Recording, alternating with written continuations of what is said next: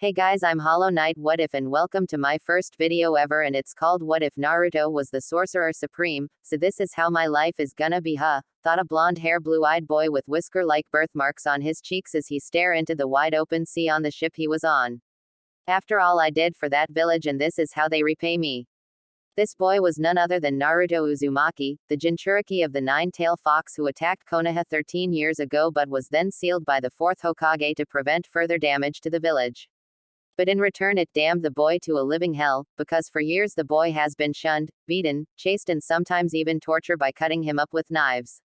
All he wanted was recognition, but nobody in the village gave him the time except for a few, and even then it wasn't enough. Once he became a ninja he thought it might prove to them that he was somebody, but for the most part it also wasn't enough. Even though he did what the village asked him for. From defending the village against the sand and sound, to retrieving one of the Sannin Tsunade to become the next Hokage, and even to retrieve the traitor Sasuke Uchiha who defected to Orochimaru. After all that, the council decided to banish him for a stupid reason such as hurting the last Uchiha and using the Kyuubi's power, and is because of that he was in this situation right now. He looked at his hand and saw the seal the council placed on him, so right now he can't use any hand sign. He thought back to what happened once the council decided to screw him over. He still remember how Tsunade looked sad at how it went as she felt helpless to save her pseudo-son, the look Jiraiya gave the council as he was forced to put the seal on him, and most importantly he remembered the look some of his friends gave him. The ones that actually care for him were Shikamaru, Choji, Hinata, Tenten, Shino, and the senseis of Team 8, 9 and 10 along with Enko and Yugo, even after the council announced to the whole village about his status and told everyone there that he will be banished from the village tomorrow. The rest treated him like the villagers. Kiba insulted him saying that he couldn't have won without the Kyuubi's help. The same could be said about Neji, while the fangirls Ino and Sakura just told him off about how they hurt their Sasuke, and Lee just followed what Sakura was saying. He didn't know about Kakashi since that person didn't even check up on his well-being. And so he couldn't take it anymore, so in one final attempt at defiance, he decided to get away from the village in the dark of night, not giving the people the satisfaction of seeing him off, which he did, and he ran and ran until he reached the first place he ever visited outside of the village, which was Wave Country. He was happy when he reached there, seeing the people prosper after the fall of Gato. He managed to reach Tazuna's house, and when they saw him, they were both shocked and happy that he was here. After a while they had dinner, which was delicious in Naruto's mind. Tanzuna then asked Naruto why he was here, and so he told them sadly what happened. Once he finished his tale, the family of 3 were both shocked and furious at how the village treated someone like him who risked his life to return a traitor, and this was the thanks he gets.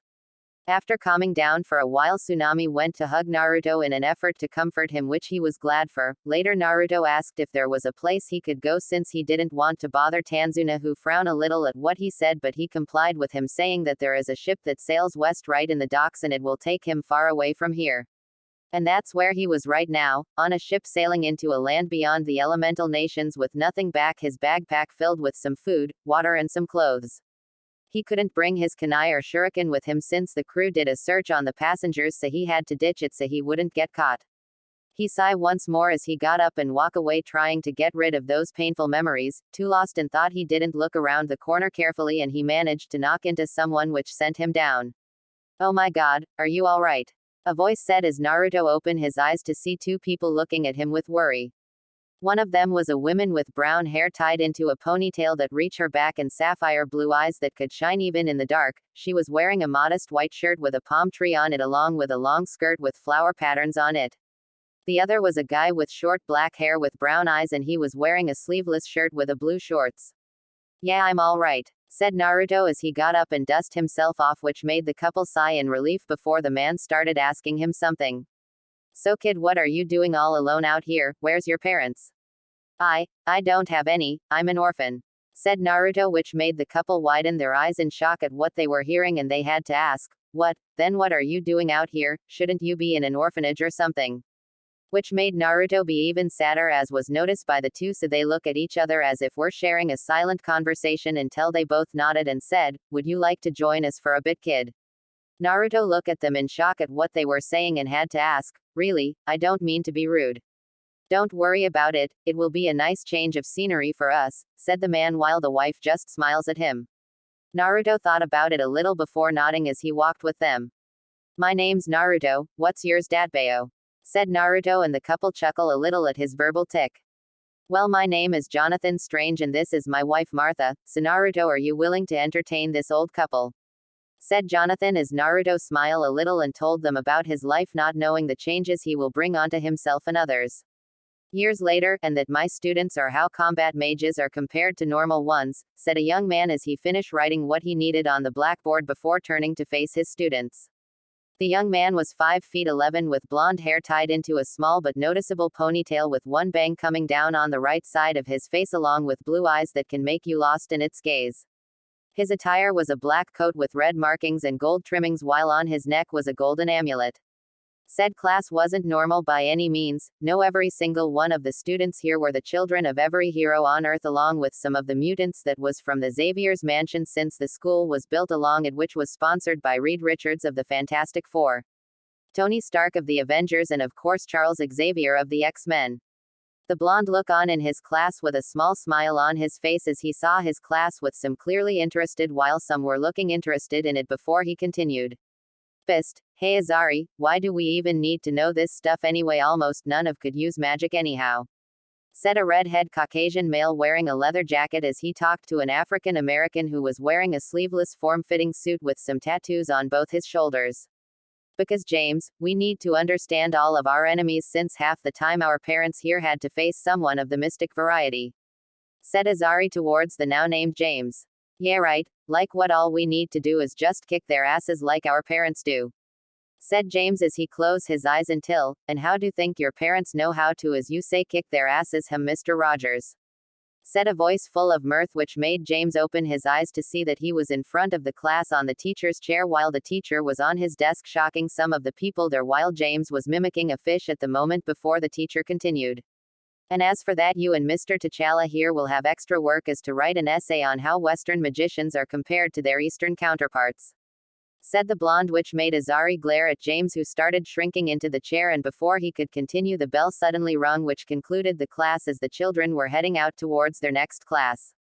The blonde chuckled a little as he saw Azari chewing out James before disappearing into the hallways before he picked up his own stuff and started heading for the cafeteria. Along the way he was greeted by the students, which he returned in kind, which made the female students blush and giggle at him, which he noticed but chose to ignore out of being polite. Once he reached his destination, he went over to grab some of the food since he was on his break right now. He was looking for a place to seat until he noticed a place that was near a person who was reading a newspaper. Smirking, he decided to seat next to one of his fellow colleague. Hello Hank, how've this day been working out for you? Said the blonde as the man put down his papers and smiled at his colleague and longtime friend.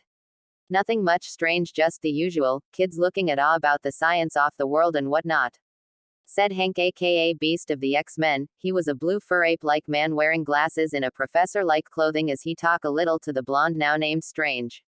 Come now Hank, we're not in class right now, so feel free to call my first name, said Strange. Well, when you put it that way, how can I not? So how have you been, Naruto? Said Hank. Fine, thanks for asking. Just gave Mr. Rogers and Mr. T'Challa some extra work since they disrupted the class, said Naruto as he chuckled along with Hank as they talk while enjoying the atmosphere in the cafeteria. Yes people, the blonde is none other than Naruto Uzumaki, or now known as Naruto S. Strange, the Sorcerer Supreme as his title go, was a teacher in a class full of super-powered kids trained by both the faculty of the school and their parents on their free time. To say the least, none would expect him to be a teacher of all things, but as things goes, that's how life is, and she is very mysterious in her ways. From the moment he followed the couple and told him his story, the couple were both shocked and saddened at how his life was, but then they decided to ask if he would allow them to adopt him, and the moment he said yes was the moment he became what he is today. Such as becoming a world-renowned doctor until an accident which caused him the loss of both his hands, and for a few months he was in a state of self-pity until an old man helped him and trained him in the arts of the mystic in Tibet, which started his career as the Sorcerer Supreme, and along the way he helped people vanquishing evil across the real and the mystic realm. He even found love in somewhat odd situations sometimes, but that's a story for later on. I'm sure they enjoy the extra load, don't you think? Said Hank with a voice full of mirth, and before they could continue, the cafeteria was slowly piling up with students rushing in to get in line, with some using their powers to get the food. The scene was quite funny for Naruto and Hank as they saw the students trying to get the food before it ran out. Deciding to help the workers out, Naruto waved his hands a little as it glows, and suddenly all the students were floating up a few feet into the air before they were gently placed down in an orderly fashion, which made them wide-eyed and confused a little before they heard some chuckling, and all turned towards the voice, which they saw were Naruto and Hank, who had smiles on their faces. As much as I would like to see you all fighting for the food, I would suggest you give the workers some breathing room so they wouldn't have to hide under the table," said Naruto as the workers slowly come up from their places and gave their thanks to him, who waved it off as he used his magic once more to levitate a piece of pie to him, which earned him some glare from the students, which he shrugged his shoulders, earning a laugh from Hank. Before anyone could continue what they were doing, a shouting match had occurred, and all of them turned to see Noriko aka Surge of the New Mutants arguing with Julian aka Hellion of the Hellions. Sighing, Naruto had to get up and end the argument before it got too far, especially the two teams of the X-Men, since they have a long-standing rivalry with each other. He walked up to them in a calm manner as he placed both his hands behind his back, and once he did, he said, "Would the two of you like to tell me what is going on?" Both of them stopped for a moment to see Naruto standing there, which made them wonder when he got here. "Well, I'm waiting." "Well, during training Logan decided to mix things up by pairing us by way of lots, and I got him. Once it started, he didn't even bother to check or help me when I needed it, and now he is blaming me that we failed," said Noriko. "I blame you, since you didn't even follow my lead, and since you were doing so well I did my own thing, since I don't need you dragging me down," said Julian cockily, and with that Noriko started generating electricity on her gloves while Julian got into a battle stance ready to fight, but before they could do anything. "Enough," said Naruto with a voice full of authority, which made them recoil a little in shock before Naruto continued. "I gave the idea to Logan since I've noticed most of you got way too comfortable with your own team, so I propose that they should mix up who got who as partners or teammates, since if you go out and fight evil, sometimes you might not get all your team, or if one should replace your members should one of you is unavailable, you can integrate with each other better when face in combat, so you better get used to it soon." "Yeah, and why should we?" said Julian before he was pulled by the scurf of his neck face to face with Naruto, whose eyes started glowing white with rage. "Because, little brat, the people you see here could very well one day save your life, and if you bother to pull out the pole that Frost shoved in there you could see that, but since you're so nice about it, how about I tell Logan to up your teamwork training with the Hulk and him as your training partner? Would you like that?" said Naruto, which made Julian swallow a large gulp at what he was hearing, while some of the students were praying to God to forgive him of his stupidity. But before things got out of hand, Naruto's eyes devoured, so to speak, and widened a little before it narrowed as he dropped Julian onto the ground. "We will talk about this later," Naruto said as he walked out of there, leaving a stunned group of students and headed towards the back of the school mansion. "Professor," Naruto thought as he used his telepathy to communicate with Charles. "I know, I and Logan noticed them the moment they stepped onto the ground. I've managed to stop Logan from engaging them because this is your business, but if they get too close then you know what happens," thought Charles. "Don't worry, and if they do, tell Logan don't hold back, especially the brooding one," thought Naruto with eyes full of determination as he head towards the intruders. Nearby forest behind the school. "Are you sure he's here?" said a pink-haired woman with a forehead the size of a signboard. "Yes, he's here. My contact did say he was teaching students here," said a white-hair man wearing a kabuki clothes with wooden clog saddles. "HMPH, like the dope could teach anything," said a brooding black-haired emo, which made the pink-hair girl and a platinum blonde to swoon at him. "Troublesome, time does change people, Sasuke," said a lazy man whose hair was tied into a pineapple to the emo known as Sasuke. "Shut up, Nara," said Sasuke. "Quite you too, we've got a job to do," said the white-hair man, who was none other than Jiraiya of the Sannin, who was in deep thought. "We need to think of a way to get Naruto without anyone else knowing, but how?" As wondered how he got into this mess. It started out when the council decided to banish Naruto, and when the civilians heard it they were jumping for joy and started partying. Until Tsunade dropped her bomb and told everyone who Naruto's father was, and then everything went downhill from there as the people were split into two groups, one that regretted for what they did and the ones that still think of Naruto as the fox. And it got worse after that when Wave, Waterfall, Snow, Spring cut off ties with the village, and when the people asked why they said, "Why should we work for a village that would beat a kid half to death just because of what he holds?" Sand did the same thing, but only left the part where they would help if it will affect them as well. Then there was the threat of the Akatsuki who started the Biju hunt. Gaara was kidnapped during that time, and Tsunade sent out a team to help him and probably get some alliance back, but when they reached the place it looked like a war zone, and there was one of the Akatsuki lying on the ground who was Sasori. They didn't manage to find the other one, but the only thing they found were a pair of arms, and Gaara was safely lying on the ground, still alive and with the Biju still sealed in him, and it was somehow upgraded so that the Biju couldn't disturb him. That was then the team knew they weren't getting any alliance back from Sand. Then came the day his contact told him where Naruto was. At first the council wanted him to reverse summon him, but that didn't work since the toads like Naruto and wanted him to be happy away from the village, and when the council tried to order them, well, the toads cut off all alliance with them, stating that they will only help in times of war and nothing more. That was another blow to Konoha, since the slugs said the same thing, and now here they were trying to get Naruto back, which was already hard in the first place since from what he could gather, he was a well-respected hero in the community, along with being the strongest along with a few others, and he has friends who would notice him missing in a heartbeat, so his job just got harder the moment he was thinking about it now. But he had a job to do, but his mind had to wonder what would happen if he met her, as he turned to see a redhead whose hair reached her back with purple eyes staring intently at the school. He thought of a few scenarios and he wondered if it would work, but seeing if diplomacy won't work, he would have to use force despite not liking it. "Come on out, I know you're there, so stop hiding," shouted a voice which snapped Jiraiya out of his thoughts as he saw Naruto staring at them with his hands behind his back. Jiraiya, noticing this, had no choice but to come out of there, and slowly one by one the intruders came out, showing teams 7, 9 and 10 along with Jiraiya, but Asuma wasn't there because he had to take care of Kurenai, who was pregnant, along with team 8. Naruto stared at the intruders, who was once from his former home, with some disdain, but he noticed the two new arrival, one of which was a pale man whose smile was as fake as a pink elephant, while the other was a mystery because he felt a deep rage inside of him as he looked on at the redhead, who reminded him of his mother somewhat. "Hey Naruto, how have you been?" asked Kakashi with an eye smile, but all he got back was a blank look from Naruto, who said coldly, "I have been doing fine, Hatake. I take it this isn't a social visit." Some of them shivered at the cold tone he was using, but Jiraiya still carried on, "Come on kid, we're here to take you back." But that proved futile. "And pray tell why, Jiraiya?"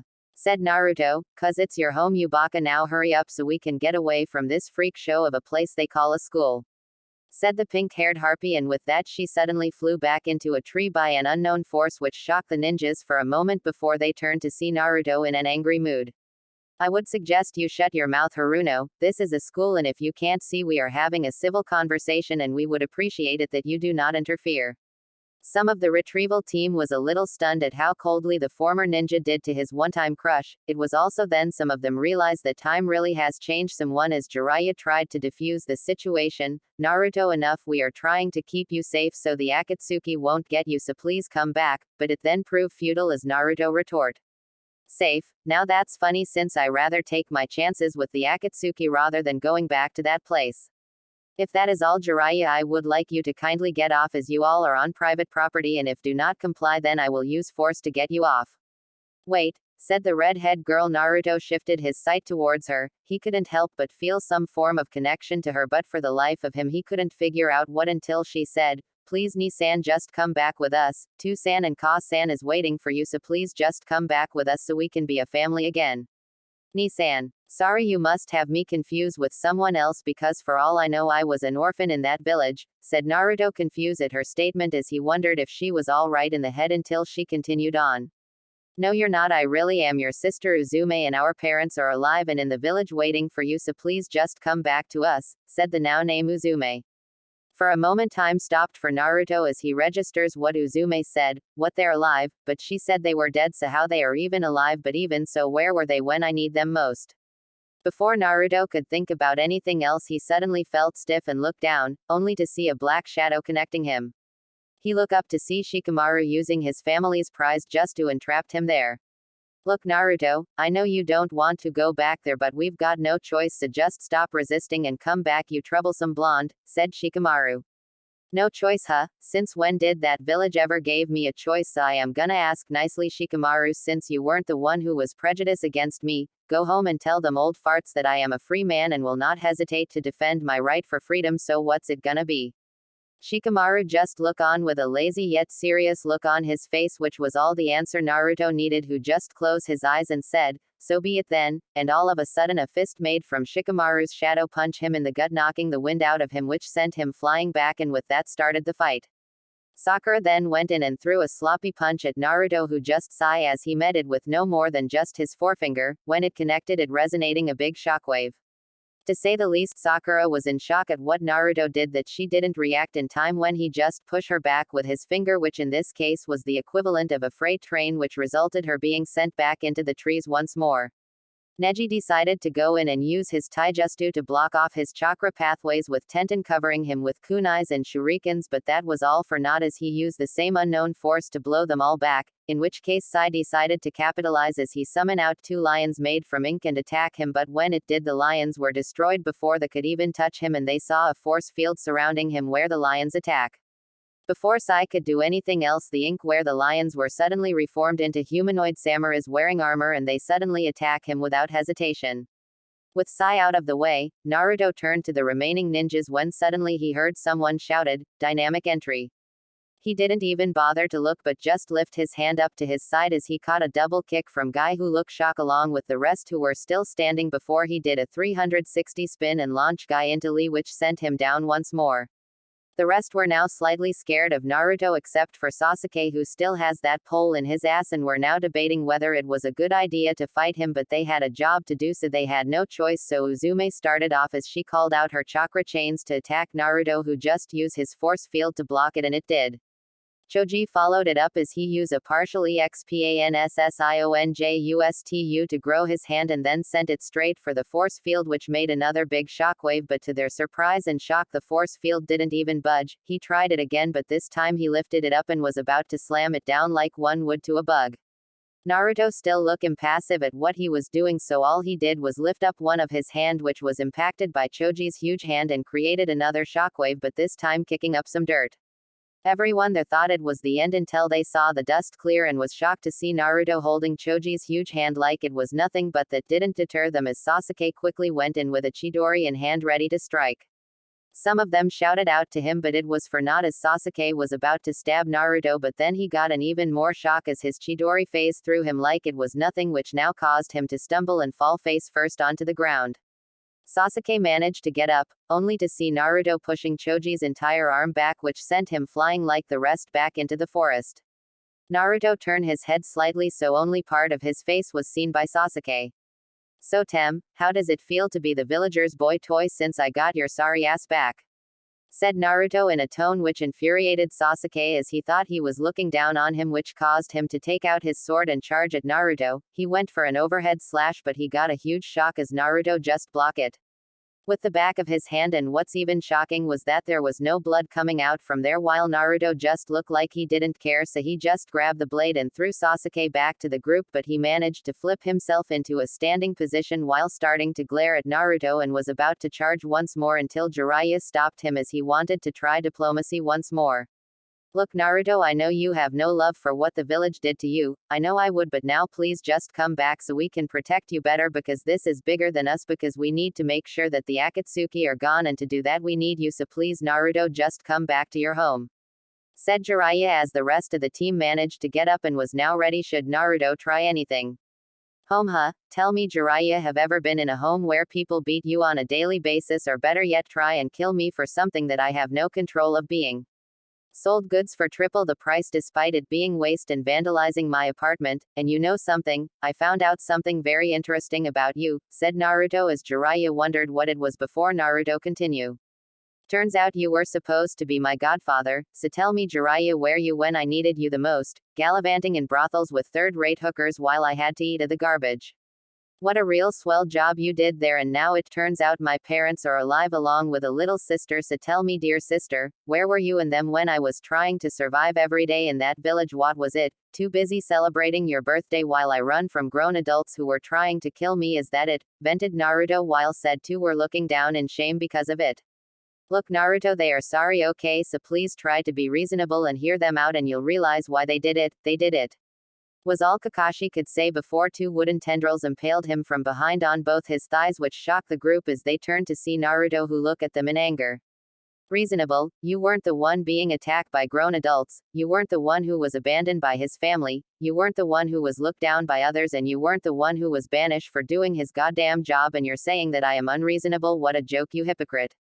You didn't even bother to check up on me when I had to take two of your stupid prize just to who you personally taught to that traitor while you just brush me aside like I was nothing to you, and what's even worse was that you were my father's student. What was it that you taught us? Those who abandon the mission are trash, but those who abandon their comrades are worse than trash, so tell me Hatake, what does that make you? Kakashi could feel the stinging in his chest as Naruto said that before the blonde continued on. I know who my parents are, and to find out now they were still alive and living happily somewhere while I nearly die every day just made almost all of my respect for them to go down the drain, so here's a message you could give them when you see them. I hope it was all worth it because right now they just lost their only son. The retrieval team look a little shocked at what Naruto knew, and Jiraiya had to ask, how did you know who your parents were? The only ones who knew were the Hokages, me and a select few. How did you figure it out? From me, you perverted toad, said a new voice which made everyone turn towards it, and boy were they in for a shock. Why? That's because nearby was a beautiful woman with luscious long red hair that reached her waist. Flawless like skin, her breast was easily Tsunade's level with an hourglass-shaped waist and legs that could go on for miles, which was easily shown by the blood-red kimono she was wearing with a slit on the left side showing her leg, but what really shocked them was the fox-like ears on her head and 9 flowing tails that were behind her.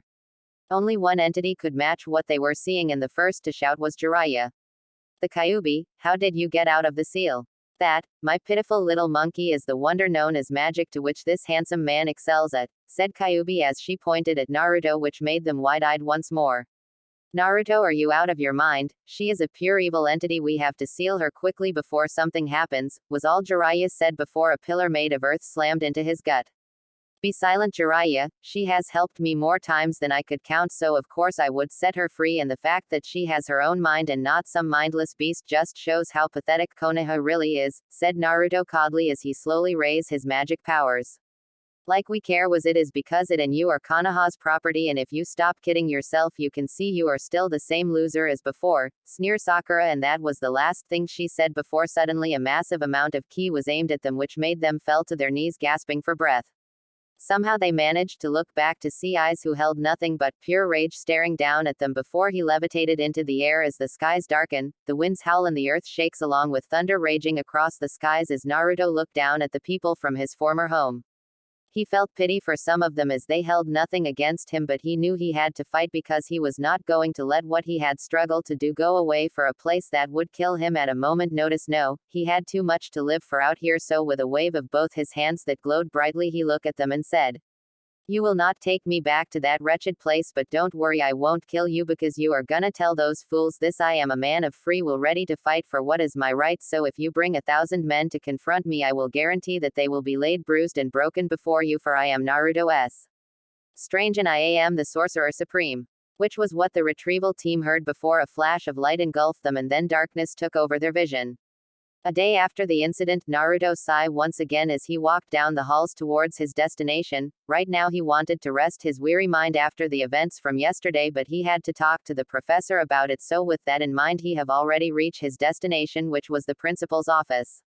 Knocking on the door, he waited for a moment before a voice called out, enter. Opening the door, Naruto walked inside to see the faculty of the school, which was the entire original X-Men, all in there waiting for his arrival along with Director Fury. It was then Charles Xavier started out. Hello Naruto, I guess you know why we're all here then. Naruto nodded as he started to report about the situation, knowing it was gonna be a while and he had a nagging feeling that it was just the beginning. Konoha Council Room. Tsunade right now was wondering what her granduncle thought when he decided to put civilians who has zero to nothing at all relating to the world of the shinobi on the council, and if he was alive right now she would use her titan-like strength and give him a beating for even coming up with such an idea. It was a day after the retrieval team came back from the mission, well more like they were all unceremoniously dropped from the sky in a portal with all of them either knocked out or beaten and bruised. From where she was standing at the time she knew they failed, but what she didn't expect was just how powerful Naruto was right now when she heard the report from those who were somehow still conscious despite the beating they took, which was now the reason for this debacle. When she told the council what happened to the teams, and needless to say when she was done with this she was gonna drink enough sake to supply an entire clan. Having enough of this nonsense, she ended the shouting match by slamming her fist on the table, making it crack under her strength. The reaction was instantaneous as the entire room went dead silent. Seeing this as her moment, Tsunade started to talk. Now that we are all quiet and calm, I would like to speak. Now I have listened what you have suggested, and my decision is to ignore everything you say because quite frankly it is idiotic and downright suicidal as of this moment. As soon as she said that, the civilian council erupted once more based on pure stupidity. Have you lost your mind? The demon is free, we have to kill it. Hokage-sama, you have got to send our forces before they. Enough. The council wisely shut up for the moment as Tsunade started leaking out ki, which is making them shiver in fear. Seeing as she wasn't gonna be interrupted, she continued. If you stupid idiots have not banished him in the first place, then we would not be in this situation right now. Or have you all forgotten what happened just a week after you idiots in all of your infinite wisdom decided to do it?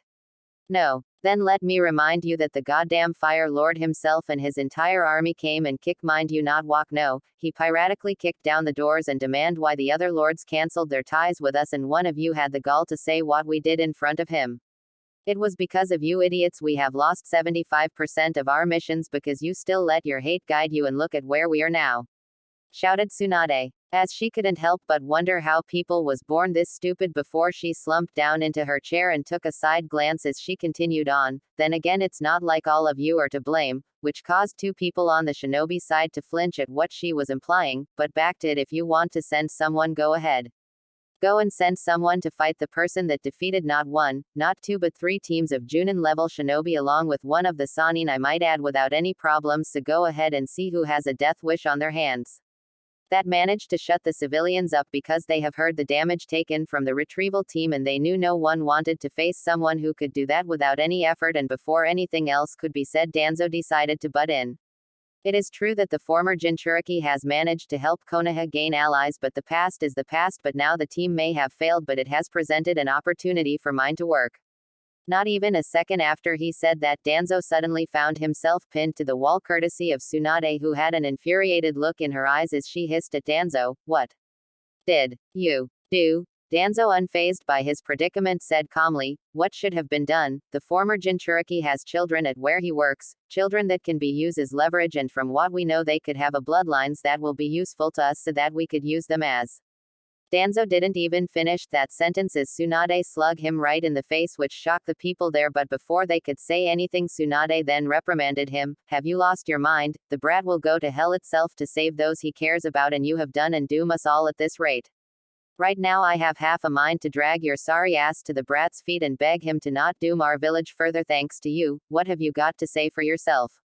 Before Danzo could answer anything else, the entire council room was floored with ki that made the shinobi there dropped to their knees, while the civilian side started to have heart attacks, and then suddenly an Anbu came into the room quickly and bowed to the Hokage despite him also being affected by the ki, and said, Hokage-sama, there is someone at the gates here to see you, and he has request that you meet him at the gates.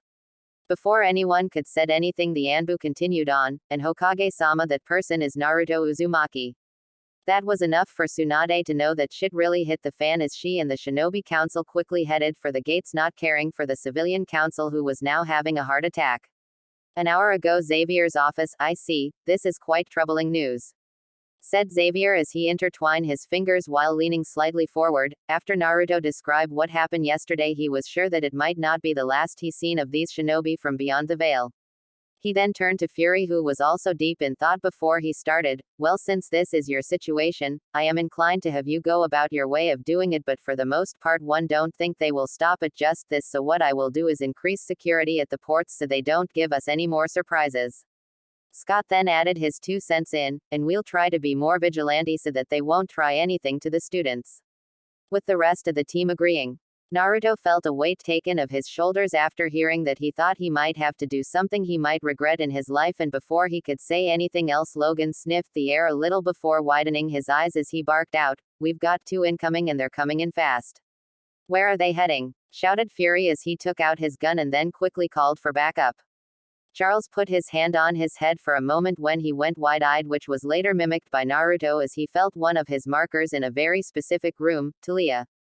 That shocked the people there, especially a certain mocha skin weather goddess, as she saw Naruto teleporting to the room before she quickly followed his reaction by running out of the office heading towards the room. Talia's room, is this the child we are looking for? Said an emotionless voice of a shadowy figure. The figure in front of him just nodded as he held a bundle in front of him. The figure then was about to make some hand signs when suddenly a fist came out of nowhere, slugging him right in the face, which cracked the mask a little as he flew out the window, landing on the outside. The other one had no time to react as the bundle he held was gone from his grasp and it was his turn to be thrown out of the room. Outside, the two that was thrown out of the room quickly got up and tried to get away when one of them was shot by a red laser beam that sent him flying a few feet. The other managed to dodge it by jumping, but he wasn't prepared from being pushed back by an unknown force. The second figure got up quicker, but only to narrowly dodge a swipe from 3 metal claws that was gonna bisect him if he didn't move. He landed near his partner, who shakily got up and was now surveying the situation, which was not good in their opinion, as the entire X-Men got ready, along with the fact that some aircraft was heading towards them if the sounds they were hearing was correct.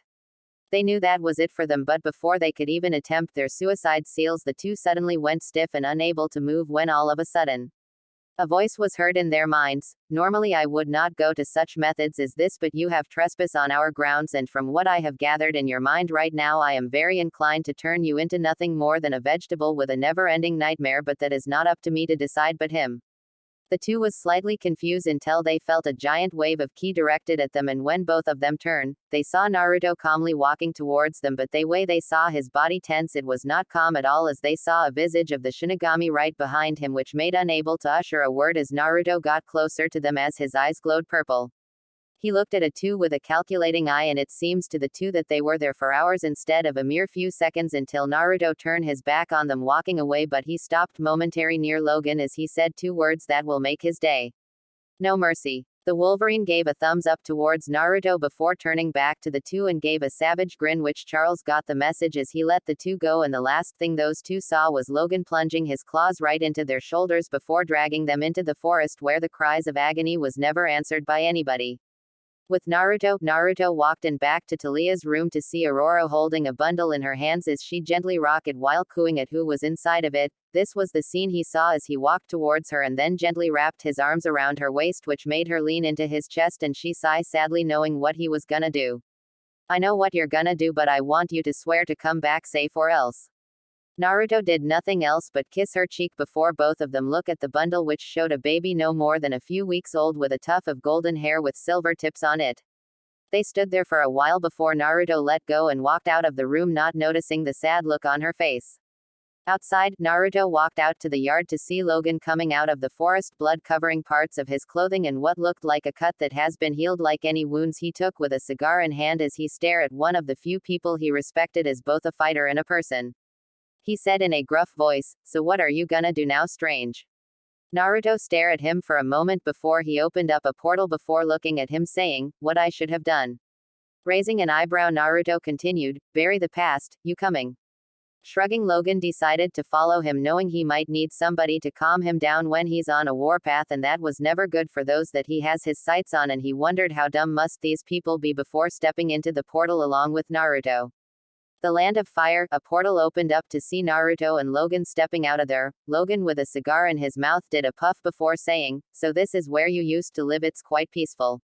"Yes, it looks that way, but you of all people should know that nothing is what it seems. Let's go," stated Naruto before he teleported him and Logan in front of Konoha. Once there, he managed to scare the crap of the Chunin there, who immediately recognized him and was about to say something when suddenly Naruto flared his ki that swept the entire village, and the Chunin guarding there was now on the ground trying to breathe properly, as they have never felt such hatred from somebody, and if they weren't scared now, then this would, as Naruto said coldly. "Tell the Hokage that Naruto Uzumaki wished to meet her here, and I am not gonna take anything less than that, so I would suggest you get to it, as my patience is wearing thin right now." That was all it took, as a hidden Anbu quickly dash off to inform what has happened, which leaves Naruto, who is still leaking out ki, along with Logan, who somehow wasn't affected by it, with the gate guards and the hidden Anbu, who are trying not to go into shock because of the ki emitted by the blonde. "Well, that's one way to make an entrance. What are you gonna do when they get here?" asked Logan, but all he got was silence as Naruto glared at what was once his home while still leaking out his ki, which made the shinobi there wonder how did the guy next to him manage to stay unaffected by it. It didn't take long as the Hokage, along with the Shinobi Council and the advisor, to appear in a shunShin to see Naruto standing there glaring at them, which made them shiver at how cold his eyes were. It didn't take long before Tsunade started out, "Hey Naruto, long time no see." Naruto just stood there with his cold hard look answered, "It would be Hokage-sama, but circumstances aside I would rather be anywhere but here." Tsunade flinched at what he was implying and she couldn't help but agree with him because of what this village has done to him, but before she could utter a word one of the advisors opened her trap and said, "Good, the brat has returned, now we can get on with getting back our village to its former glory." Tsunade couldn't help but facepalm at what her stupid advisors said, and before she knew it a metal chain came out of nowhere and wrapped around Koharu's neck and hoisted her up in the air, strangling her, which made Homura shouted at him, "What the hell do you think you, redoing you brah? UGHHH. For a moment before he too was in the same predicament as Koharu as the chains got tighter around their necks as they slowly struggled to breath. Naruto then responded, "What I'm doing is shutting up the dogs that only knows how to bark and hide behind others when it suits them, so please, honorable councils, be quiet and let the adults talk because I have a lot to talk about." Before he loosened the grip on their neck, thus allowing them to breathe, but he still kept them suspended in midair. There was a tense silence as the shinobi there were twitching ready to fight at a moment's notice as they saw what Naruto did. After a while Tsunade spoke again, "Listen Naruto, we did what we have to do, but I assure you that." Naruto raised one of his hand up in a gesture before talking, "Don't be, I may not like it, but I understand why you sent them to try and get me back, but I am not here because of that. No, I am here because your advisors see fit to kidnap a child barely able to walk and wanted to turn her into a mindless slave. So no Tsunade, I am not here for you, I am here to take his head and mount it on my wall." As he pointed at Danzo, who had an impassive face on, but inwardly he cursed as his root failed the mission, as he said impassively, "Humph, you think you can harm me, boy? You attack me and we will have probable cause to kill you on sight, so make no mistake, you can do nothing, so I suggest you make the smart choice and return to being our weapon." That statement made some of the people there glare at Danzo, who wasn't fazed by it, and Naruto just stare at him impassively when all of a sudden Danzo found his bandaged eye being stabbed by Naruto's thumb. It took a few seconds for Danzo to feel it before he screamed at the pain he received by Naruto, who barely even give a care in the world as he dug his thumb deeper into Danzo's eye. "Smart choice. Don't make me laugh, I would rather be in hell than this cesspool of a village. Besides, what makes you think you are untouchable, Danzo?" said Naruto as he looked at Danzo with eyes full of mirth, which infuriated Danzo as he felt he was being looked down upon, so he shouted out, "Root." With that a squad of root nins descended and surrounded Naruto, who barely bat an eye at them before talking once more. "Cute, you think your lapdogs could save you right now, but sorry to say that you've made one fatal error when it comes to me." Naruto dug deeper some more, eliciting a groan from Danzo as he leaned into his ear and whispered, "I am unpredictable," and without warning Naruto then released a giant wave of his magic that practically could have been felt throughout the land of fire. The shinobi there quickly got into their stance when the pulse was sent, but then a while later they realized that nothing happened, which confused them a little when suddenly a scream was heard and everyone there turned to see one of the root holding his head as he screamed to the heavens, which was then followed by his comrades as they held their head and screamed in pain until all of them dropped one by one onto the ground dead. Tsunade quickly checked for a pulse on one of them only to find none, which shocked not only her but the rest of the people there too, especially Danzo, whose lone eye widened at how his bodyguards were killed without being touched before he heard chuckling and turned to see Naruto smiling at him as if mocking his futile attempts at resistance. Naruto then said, "You see Danzo, for all your behind-the-scenes work and other unsavory acts, you forgot the one thing that is required to be a leader. Both brains and brawn, and you, my crippled little friend, don't have either. See, when I was training with my master in the mystics arts, he gave me a book of seals which was given to him as a gift by my ancestors when he was young, as he visited the elemental nations, and he had no one who could pass on this art until I came along. At first I thought it won't be much and I humored him into reading it, but as time goes by I found myself enchanted by it because of its limitless use, and so from there I learned and studied about all manner of seals inside the book, which later I realized that I could incorporate it with magic, so suffice to say, Danzo, your knowledge of seals compared to mine is that of a pond to the ocean itself, and all I need is to see the writings of your seals and voila. A counteract for it which was provided by the two you've sent to kidnap the children when I use my vision to see through their mask, and I already figured that it uses your specific chakra signature to activate it, so it was quite simple really, and don't bother wondering, every root ins that you have is dead right now, well except for the one with the retrieval teams, but even so I don't think you will do anything to him sometime soon. That itself shocked the people there at how proficient Naruto was at the sealing arts, which made them wonder just how powerful Naruto is, and before anyone knew it, a portal decided to open up and from it came out another Naruto, which made most of them wonder when did he create a clone. The clone that they saw was holding some sort of folder in his hands, which Danzo recognized immediately as the clone stood next to the original and handed him the folder, which Naruto accepted it with his free hand before the clone shimmer out of existence. "Clones, don't you just love them?" said Naruto playfully as he waved the folder for all to see before continuing. "You see, Danzo, what I have here is all of your dirty little secrets that you have over the years, and do you know what that means, him? What it means is that you are now exposed, and because of it I am within my rights, seeing as some of them are meant to use me as a weapon like you say, but I digress. So to make things short, you are now a man without an army, a base, and right now a dead man." Danzo's eyes widened once more at what Naruto was implying, but before he could utter a word, Naruto took his thumb out of his eye and walked away, which confused him until suddenly his body suddenly combusted into flames, and it took a moment before he could register it, and when he did, he screamed out at pain as the flames burned into him. Naruto didn't even bother to look at Danzo, who cursed and screamed at the blonde who was wiping the blood from his thumb with a handkerchief, while the Anbu there tried to put out the flames, but to no avail, as it didn't relent to the jutsus they used, and everyone there was forced to watch somebody burn right in front of their very eyes. Koharu and Homura look on in shock from their positions as they watch Danzo being burned by Naruto before their very eyes, and right now they were sweating as they have now lost a significant amount of power they hold, and if what Naruto holding was real, then they could be killed on sight just by ignoring it. They were now in deep shit, and both them and Naruto realized this as he stood right in front of them with an evil smirk on his face. "Now what should I do to you two hags?" said Naruto as he enjoyed the look on the two remaining advisors' face as they try to get themselves free. You can't hurt us, we are the advisors to the Hokage. It'll mean your head if you touch us," said Koharu as she tried to steel herself against the blonde, but to her shock the blonde didn't even look fazed at all at what she said as he stood impassively in front of them and then said, "Oh, but some these things in this folder begs to differ, since I'm sure there aren't any other people with your two names right here in Konoha, right?" Now the two cursed even more as the blonde had them right where he wants them, and they could do nothing about it as the chains got a little tighter to make them feel uncomfortable. Besides, I'm sure Moegi and Udon would love to know that their grandparents allowed Danzo to turn children into mindless killing machines with a dead man's seals on their tongues, don't you?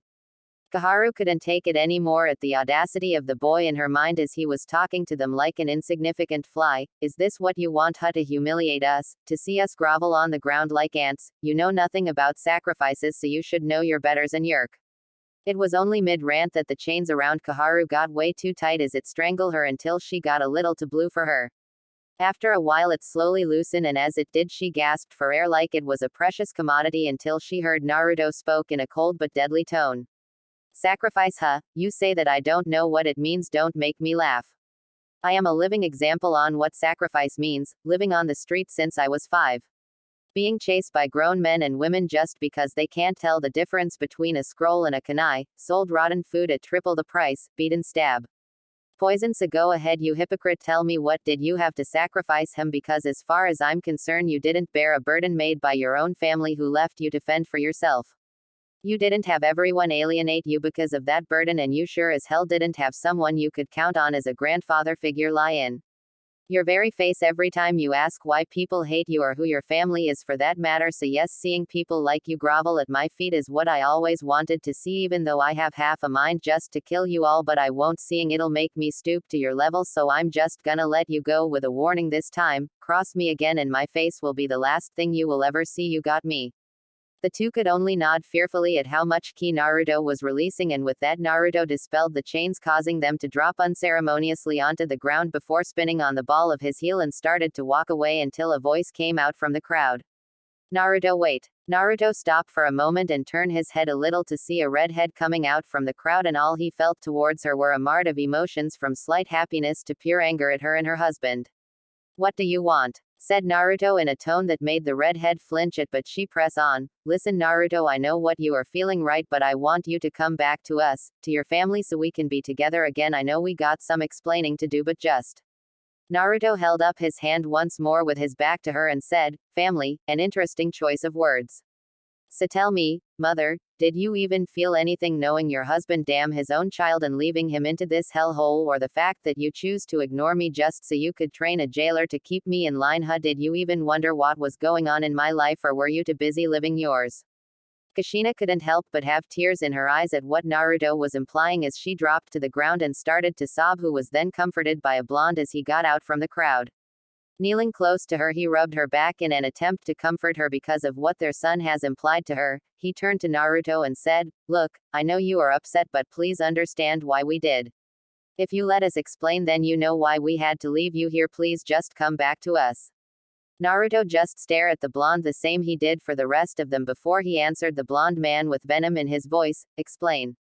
There's not an excuse in the world that you could give that can justify what you did to me, so unless God himself dragged me back here, there's no way in the entire universe that could make me come back here, not you, not her, and not even them. Though congratulations to you too, because for a second time in your life, you get to say goodbye to your son that you abandoned, so farewell Minato Namikaze." The last thing Minato saw was his son opening a portal and then walking through it, followed by the rough-looking man that was with him, who looked at him with an indifferent face as he said, "If you didn't screw up his life so bad, I'd almost feel sorry for you." Before walking into the portal that close after that, leaving behind a stunned crowd and a sobbing woman as she cried her heart out after losing her son for a second time in her life, while the man looked on in sadness at how his decision made him lose the only son he had.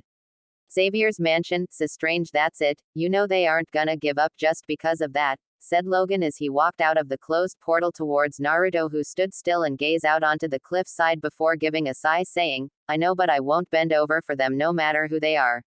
I have broken my chains that bound me, I have freed myself from the cage they held me in, I am not going back, Logan, and I will fight for it no matter what.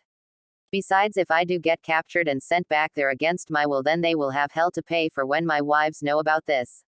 Logan had to chuckle at what Naruto told him and couldn't help but pity them, because they were screwed either way, and if it were up to him, he'll rather leave Naruto alone than have 9 angry women who love him and have the power to destroy them be given a reason to do so. As they say, hell hath no fury like a woman's scorn.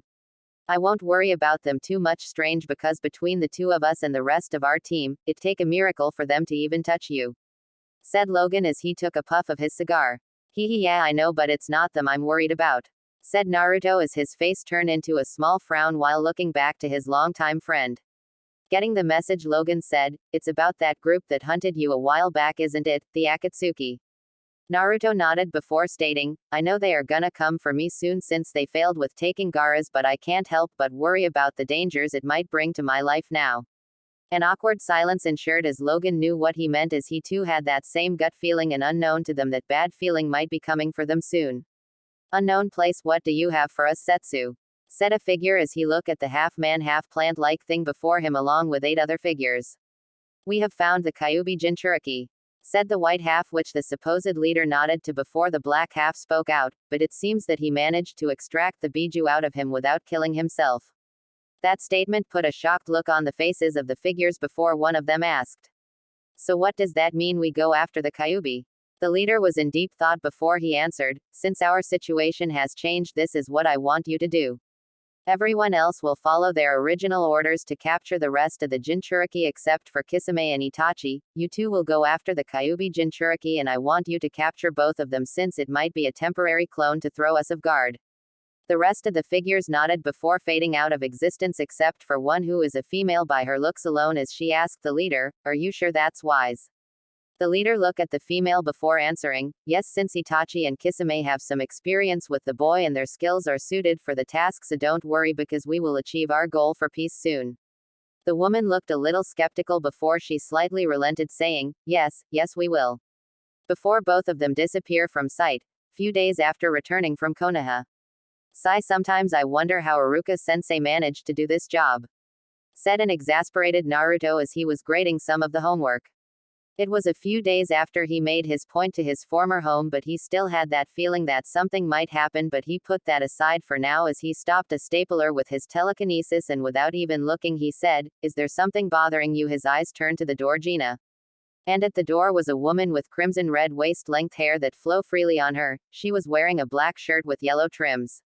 The shirt hugged her body perfectly while parting aside at the lower part, exposing her midriff, making her sexy yet elegant at the same time, along with the way her jeans hugged her hips showed of her sexy mile-long legs would make any man drool.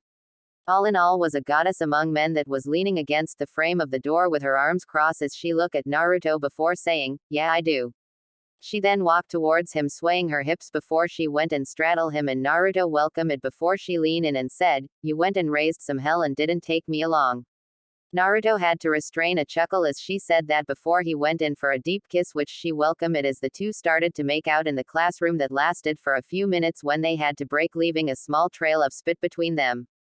The two look at each other for a moment as sky blue eyes stare into ruby red ones before Gina spoke, "You know I love to have fun, and you still left me out of it."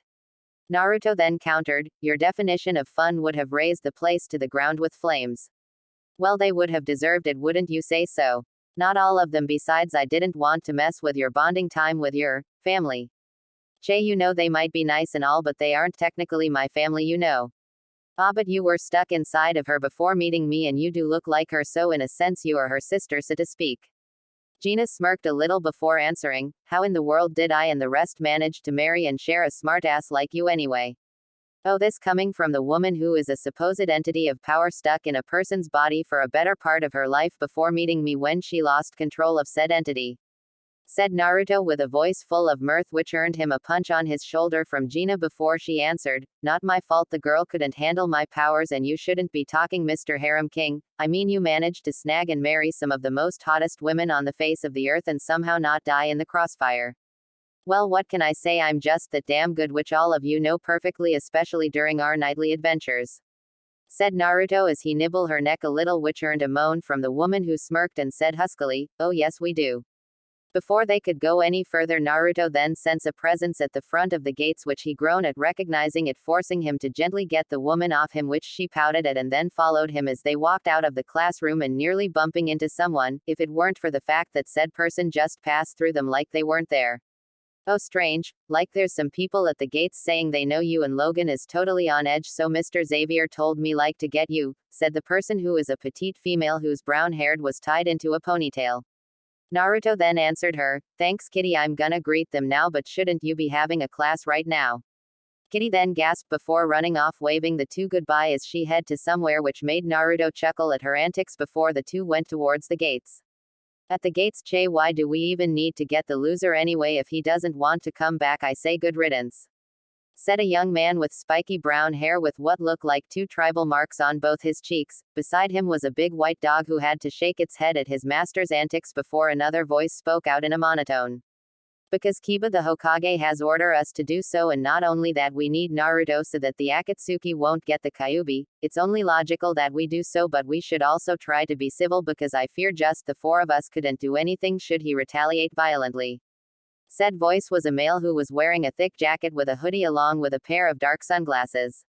"Shino is right, Kiba. Hate to say it, but we need Naruto more than he needs us, and even though I would rather let him live his own life and be happy, I'm afraid that our village won't survive that long without him," said a more mature voice as the figure came up to them, showing another guy wearing a bandana with a standard Junin vest, but on his waist was a sash tied to it with the kanji for fire on it.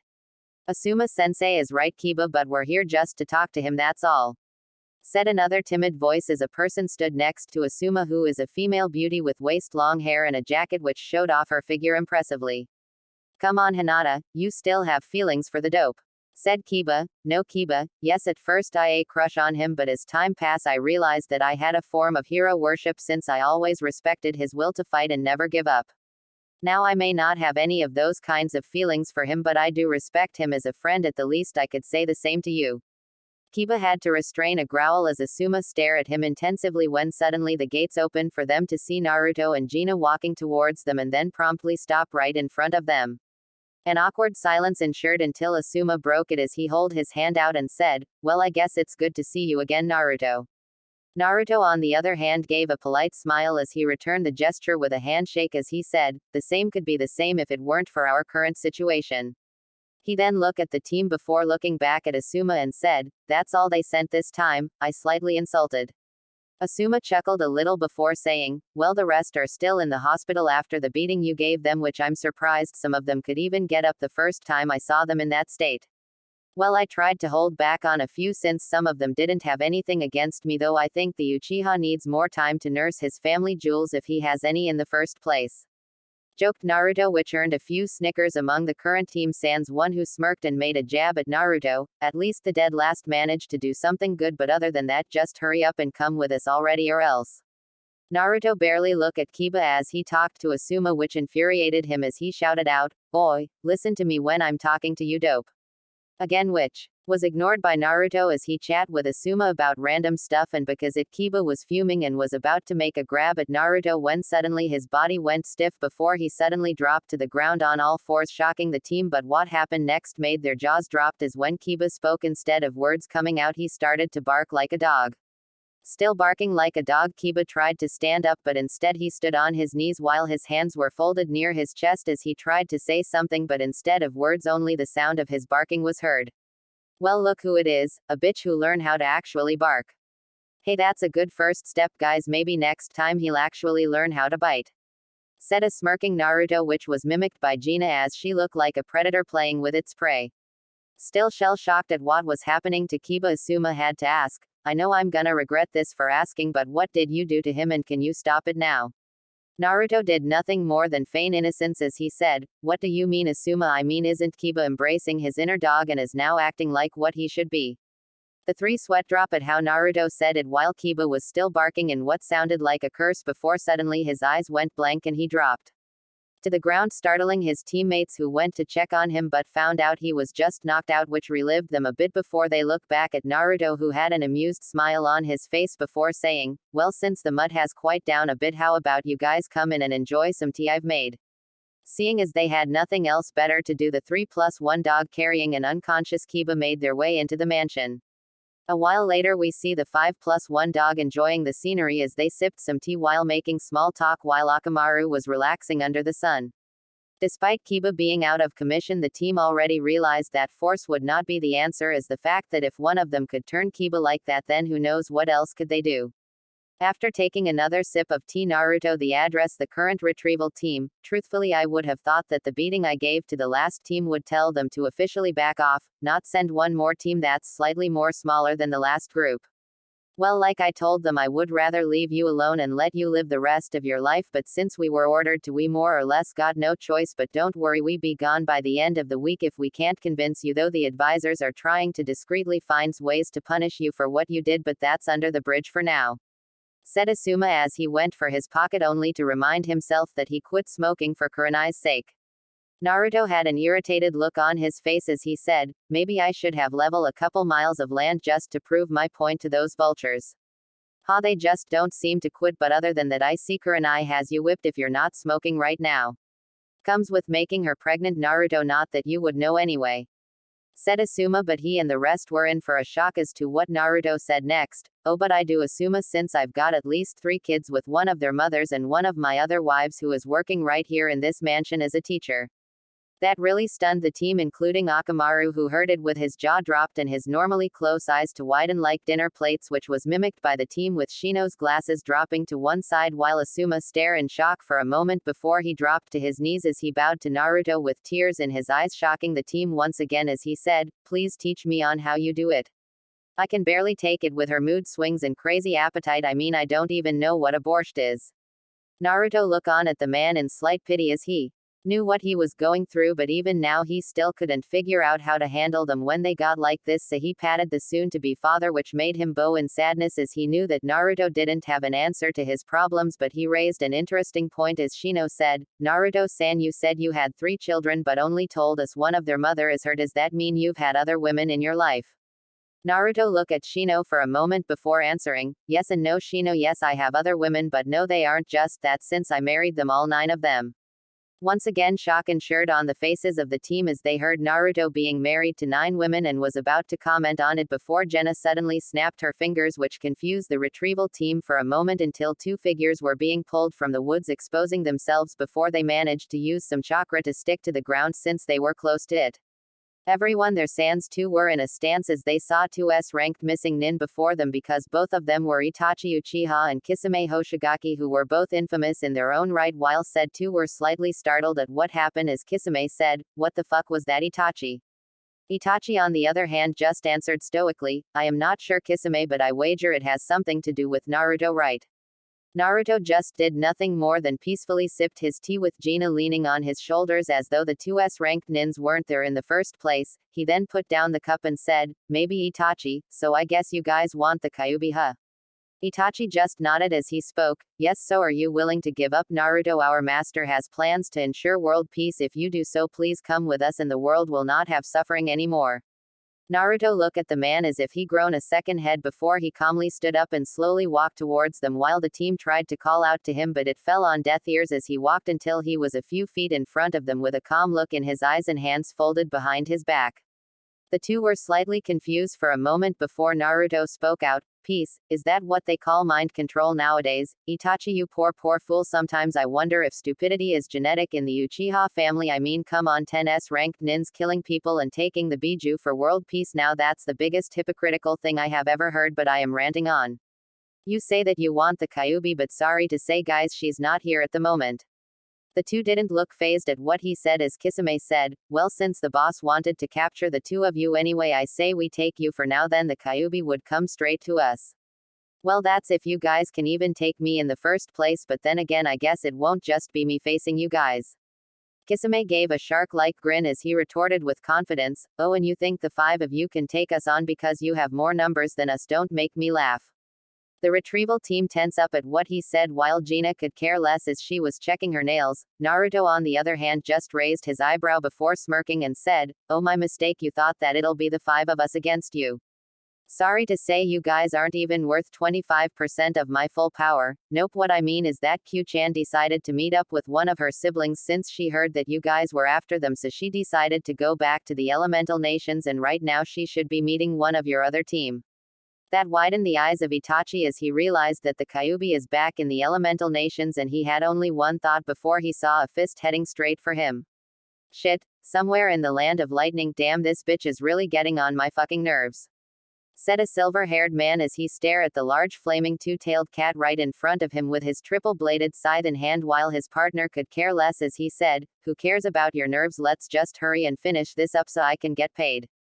The two glared at each other for a moment before they prepared themselves to fight the two-tailed cat right in front of them, but what they weren't prepared for was 5 giant flaming balls the size of a small house coming at them, though only one of them managed to dodge it by using a KAWAMARI, the other just took the full brunt of it as the fireballs connected, resulting in a giant fiery explosion. Everyone there was confused on what happened earlier until a voice came out from the flames, what the fuck, who's the fucker that did that? Come out so I can sacrifice you to Jashin. Showing that the silver-haired man was all right except for the burn marks on his cloak. The partner of the foul-mouthed person could only shake his head at his partner's antics until a voice broke him out of his thoughts. Well, looks like you managed to survive, not bad, but sadly for you it just gives me more time to toy with you. All of the people there turned to see Kyuubi without her ears and tails leaning against a tree as she played with a small fireball in hand, but what was most surprising was the two-tailed cat as it looked shocked seeing the one person she thought she never see. Hey Nibby, you know that person? Asked a blonde as she projected her thoughts to the cat. Yeah, Yugito, meet my big sister or as you all know as the Kyuubi no Kitsune in the very flesh, said a stunned Nibby who was mimicked by Yugito as she turned to see from her Biju form the strongest Biju standing before them, wondering what she was doing here. Yeah, who the fuck are you, bitch? Said the silver-haired man while his partner got ready to fight off this unknown woman. My, such crass language, didn't your mother teach you not to curse in front of a lady, or was she too busy being a whore? Said a smirking Kyuubi as she slowly strutted towards the two. The silver-haired man retorted, like you should know, bitch, you probably fucked every motherfucker in the entire village before whoring yourself out to even dirty little shit beggars. Kyuubi didn't seem fazed by what he said as she countered, and what would someone like you know? I mean, you probably wouldn't last 5 minutes, unlike my husband who can handle both me and 8 of my sister wives at the same time. I think you know him, but if you don't, then let me show you who I am. With that, she showed the two her fox-like ears along with all 9 of her flowing tails. The two men there widened their eyes before the silver-haired man's partner had to say something out loud. Oh fuck. Kyuubi just grinned a fox-like grin as she unleashed a giant torrent of flames at the two, kick-starting the fight between the two Akatsuki members and the Biju there. With Naruto, Itachi right now was slightly sweating right now as he saw the scene before him, and right now he was slightly in shock of it despite not showing it outwardly. The team however were openly showing it as their jaws dropped and their eyes widened at what they were seeing while Gina was smirking at their reaction. What made like that, you might ask? Well, currently Naruto is grabbing onto Kisami's sword Samahata, which might not be much right, but in this case Naruto is grabbing it with his bare hand, and from the looks of it he doesn't seem to be struggling. Instead he had a calm look on his face, while Kisame on the other hand was starting to sweat as he tried to pull back Samahata, but it wasn't budging because of the grip Naruto has despite the lack of visible stress on his muscles. Naruto didn't even look fazed at all despite the situation as he stared into the eyes of the Uchiha, which unnerved Itachi a little when all of a sudden he was sent flying back into the forest by an unknown force. Kisame looked to his partner was for a moment before looking back at Naruto as he wondered what kind of jutsu did he use just now before he was lightly pushed back, which sent him in the air a good few feet before backflipping himself so he landed on his feet. Landing, he smirked at the rush of adrenaline because of how strong the kid was despite that short clash as he stood up to his full height, grinning at the blonde as he said, "Not bad kid, looks like you learn a few things." In return Naruto grinned at him before saying, "Oh, I learn more than just a few things, Kisame, allow me to show you just a fraction of it." Before anyone noticed, Naruto created 3 magic circles which fired concentrated light at Kisame in a matter of seconds. Thinking fast, Kisame put up his sword into a makeshift shield, thinking that the sword could absorb what he thought was chakra, but to his surprise the sword didn't absorb it as the attack slammed into it full force, resulting in an explosive destruction that sent Kisame skidding a few feet with some burns on his cloak. Kisame was confused as to why his sword didn't absorb the move, which Naruto saw. Then he explained, "You see, chakra and magic are in some ways alike, but safe to say both have a unique frequency when being used, so for the most part since your sword is set on chakra, so being exposed to absorb magic right now is more or less a hindrance since it takes time unless the user is a magic wielder, so for the most part Kisame, you're fucked." It was this moment that Itachi used to attack Naruto from the side, but he didn't expected the blonde to move so quickly. It left after images as the one he hit phased out of existence before he felt a sharp pain in his gut and he doubled over as he saw Naruto's knee in his gut for a few moments before being launched into the air until all of a sudden a ball of wind surrounded him before quickly closed in on him. What resulted was a good-sized explosion sound as the concentrated air exploded, shredding whatever was in it.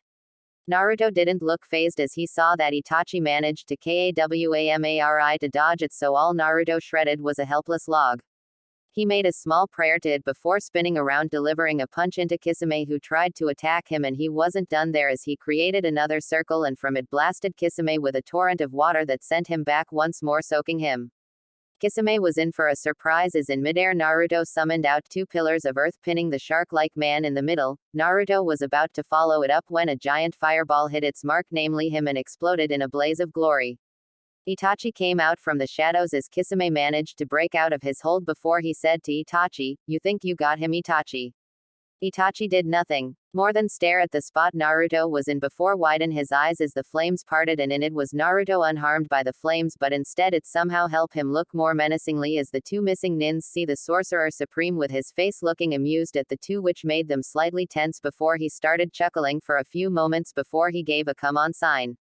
They took it as Kisame went in sword in hand going for a horizontal swing, but Naruto blocked it with his open palm, resulting in a big shockwave, but Kisame didn't seem all to phase as he jumped back for Naruto to see bullet-sized fireballs heading straight for him.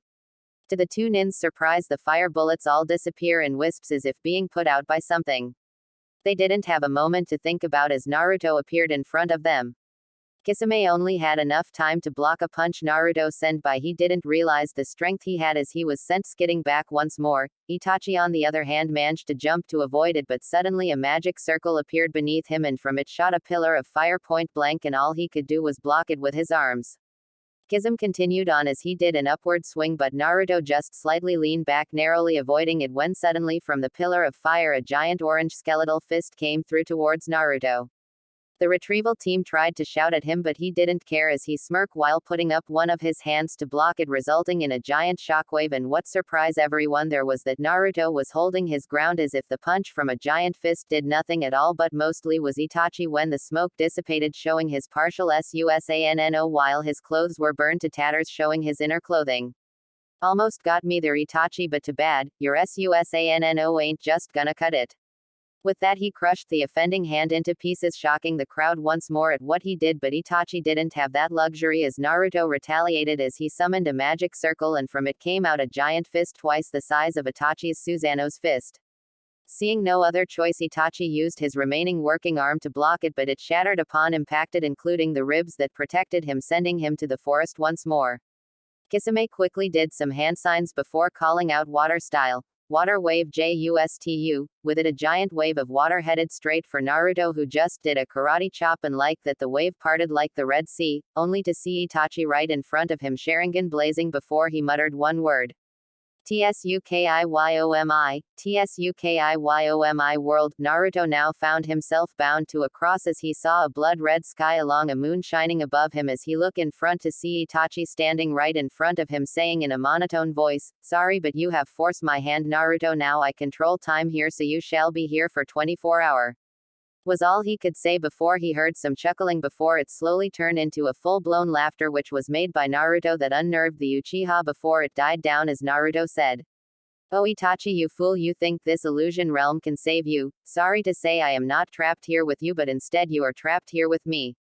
All of a sudden the TSUKIYOMI world that Itachi created shattered into pieces, and replacing it was a sunset-like skies, and Itachi took an involuntary step back as he saw giant gears in the sky, and surrounding him were swords and blades of all kinds of shapes and sizes. Before he could wonder, a voice broke him out of his thoughts. "You like it?" said Naruto. Itachi turned to see the sorcerer supreme standing there with his hands behind his back as a small wind fluttered his coat, making him look cool. Seeing his confused look, Naruto continued on. "They say this move was created by a hero that died while trying to reshape the world, but alas, he died before his time. Fortunately, he died leaving a legacy to those who hear his stories, and you could say I'm a fan of it, so allow me to show you this move that made that hero famous." Itachi. Naruto then picked up two curved swords, with one in white while the other black, showing the yin-yang symbols. As the gears that Itachi saw started to turn and move, he tried to dispel it, thinking it was a genjutsu, but to no avail as the gears turn even faster, and the smirk on Naruto's face says it all. "Let's go, unlimited blade works." Outside world 5 seconds after Itachi used TSUKIYOMI, to the people there it seemed time has stopped, and the team was worried about Naruto after Itachi stood in front of him and were about to move in until they saw Itachi's body suddenly had slash marks appeared on his body as blood sprayed out from it, shocking the people there before he slumped to the ground, not knowing if he was dead or not. Naruto on the other hand didn't even look at him as he calmly walked toward Kisame, who held his sword at the ready at the man in front of him, and like an unknown signal he charged at him. Naruto smirked at what he was doing, so he met his charge with a magic circle in hand. As the two were in range, both of them clashed with a shockwave of epic proportions as the ground they stood caved in and turned into a small crater, and the winds that picked up caused the retrieval team minus Jenna to cover their eyes. Once they did, they saw Naruto's hand stopping Samahata once again in its tracks as Kisame tried to overpower the blonde, but to no avail as he was getting pushed back by the blonde's hidden monster-like strength. It was then his instincts told him to break and dodge, but was a second delayed as water-like whips appeared and wrapped around his limbs before suspending him in midair, making him helpless. As Naruto then created lightning that traveled from the whips to Kisame, who had experienced what a lightning rod feels as he was being electrocuted by it, and would have probably died if it weren't for the timely intervention of Itachi, who managed to create a couple of fireballs to burn the water whips holding Kisame. Thought that's to say he didn't have any wounds, as it was implicated, as he held his chest area with one arm as the other was limping on his side. His entire body was riddled with slash marks, and on his face he had to close one eye as blood leaked from his head down to his chin. His breathing was also ragged, as it was indicated by how hard he was breathing, which indicates a broken rib or a collapsed lung. All in all, he was fucked up and was now on his last legs. Naruto gave a smirk at seeing the so-called former elite Anbu in his current state before he voiced out, "Wow Itachi, not bad. I half expect you to just run away right now while I was dealing with Sushi Head over here. Then again, he probably has less damage than you, so you need him so you can run off." Itachi couldn't do more than stare at Naruto, and in his mind he wondered if he and Kisame are gonna make it out of here, but before he could finish that thought, someone appeared from a portal, and from it a voice called out, "Fire style, grand fire annihilation." From it was a tide wave of fire heading for Naruto, who looked at it with a raised eyebrow before he materialized something in his hand and cut the wave in half. A blur then managed to grant Kisame and drag him near Itachi, who was looking at none other than Tobi, the new Akatsuki member, right here, ready to get them the hell out of there, but not before Tobi looked at Naruto, who now was leaning on a very familiar Zanbetu that Itachi and the somewhat conscious Kisame recognized as the Kubikiribocho, the sword wielded by Zabuza Momochi of the Hidden Mist.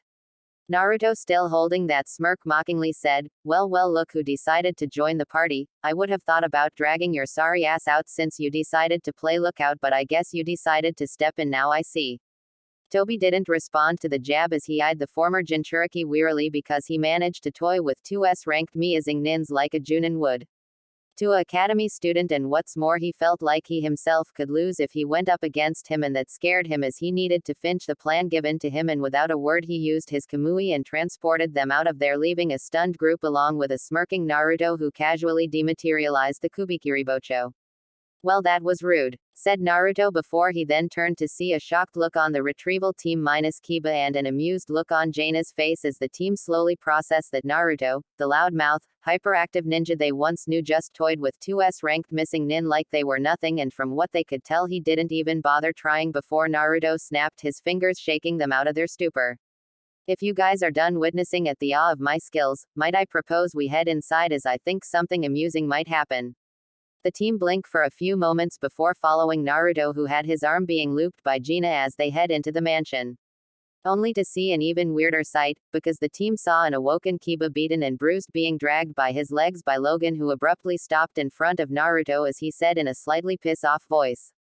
You know this mutt. Former friend, and I do emphasized on the word former. Let me guess, he acted tough and tried to be the alpha dog or something like that while you tried your best to ignore him, right? It wasn't a question, as Naruto still remember the mindset that Kiba had, and he got his answered as the Wolverine gave a gruff nod before Naruto hummed in mock thought. Hey Logan, don't you have that danger room session with the new mutants and the Hellions? Logan nodded, not seeing where he was going with this.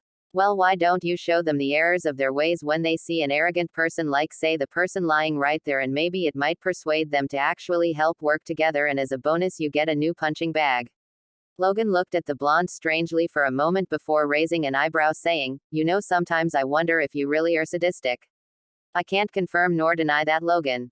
Shrugging, Logan muttered a whatever before dragging Kiba to the danger room as the team looked worriedly for their teammate, but Naruto reassured them that he was gonna be okay, but the smirk on his face made them pry for whatever happens to Kiba when suddenly a portal opened up in front of them, making the team tense before they saw the Kyuubi walking out of there as she went and locked her arms on his left side.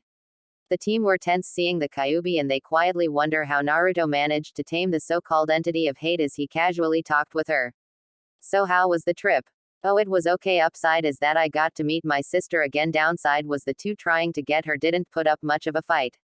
I mean, the guy who can't die was a pain, but he didn't have any other skills other than that stabbing himself thing, so all I did was cut off his head and bury him somewhere deep, while the other was just so predictable, sending out his hearts like that, though he gave more of a fight than that foul-mouthed person.